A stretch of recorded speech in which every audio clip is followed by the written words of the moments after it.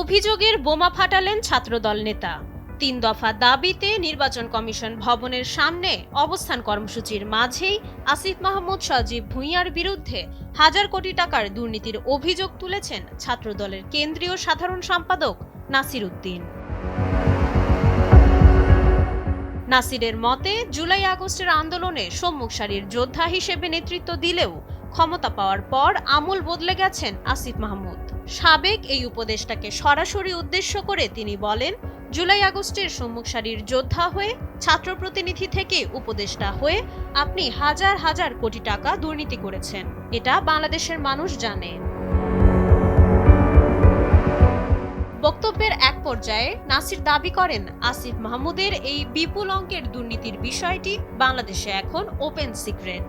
এই অনিয়ম কোনোভাবেই ছাড় দেওয়া হবে না এমন হুঁশিয়ারি দিয়ে নাসির বলেন, এই দুর্নীতির বিচার বাংলার মাটিতেই হবে এবং দুদকের মাধ্যমে অবশ্যই এর তদন্ত করা হবে।